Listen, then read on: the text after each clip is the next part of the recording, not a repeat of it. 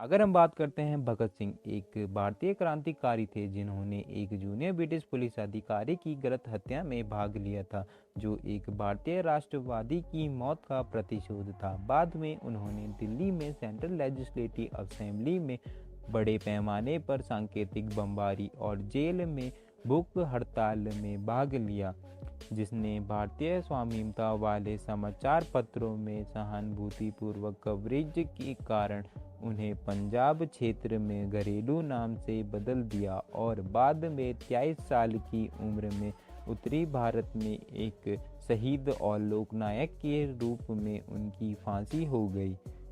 Bolshevism और अराजकतावाद के विचार को उधार लेते हुए उन्होंने 1930 के दशक में भारत में बढ़ते उग्रवाद को विद्युतीकृत किया और भारतीय राष्ट्रीय कांग्रेस के अहिंसक लेकिन अंततः भारत की स्वतंत्रता के लिए सफल अभियान के भारत तत्काल आत्मनिरीक्षण को प्रेरित किया। दिसंबर 1928 में भगत सिंह और एक सहयोगी शिवराम राजगुरु दोनों एक छोटे क्रांतिकारी समूह हिंदुस्तान सोशलिस्ट रिपब्लिकन एसोसिएशन सेना या HSRA के सदस्य थे। वे 21 वर्षीय ब्रिटिश पुलिस अधिकारी जॉन सॉन्डर्स की गोली मारकर हत्या कर दी थी। लाहौर पंजाब, जिसे आज पाकिस्तान कहा जाता है, गलती से सॉन्डर्स, जो अभी भी परिवीक्षा पर थे, को ब्रिटिश वरिष्ठ पुलिस अधीक्षक जेम्स स्कॉट समझ रहे थे, जिसकी हत्या करने का उनका इरादा था।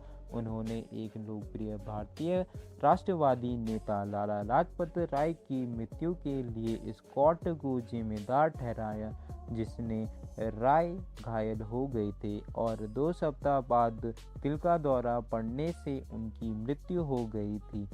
सॉन्डर्स जैसे ही मोटरसाइकिल पर एक पुलिस थाने से बाहर निकले, एक निशानेबाज राजगुरु द्वारा सड़क के उस पार से चलाई गई एक गोली से वे गिर गए। क्योंकि वह घायल अवस्था में पड़े थे, सिंह द्वारा उसे कई बार नज़दीक से गोली मारी गई थी।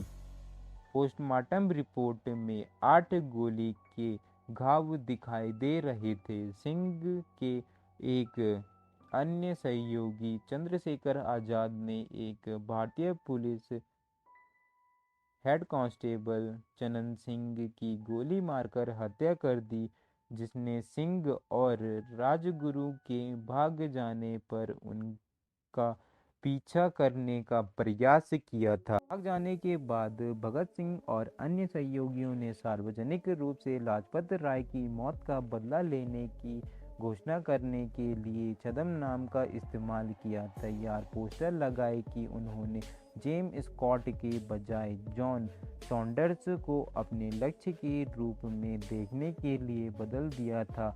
इसके बाद सिंह कई महीनों तक फरार रहे और उस समय कोई सजा नहीं हुई।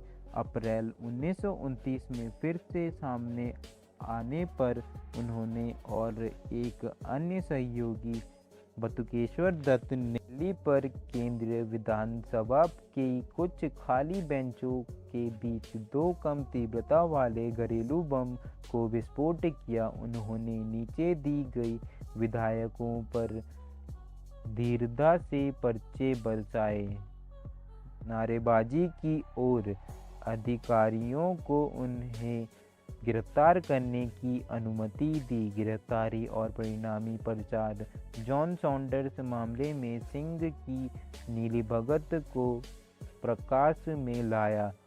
मुकदमा की प्रतीक्षा में सिंह ने प्रतिवादी जतिन दास के भूख हड़ताल में शामिल होने के बाद जनता की सहानुभूति की भारतीय कैदियों के लिए बेहतर जेल की स्थिति की मांग की।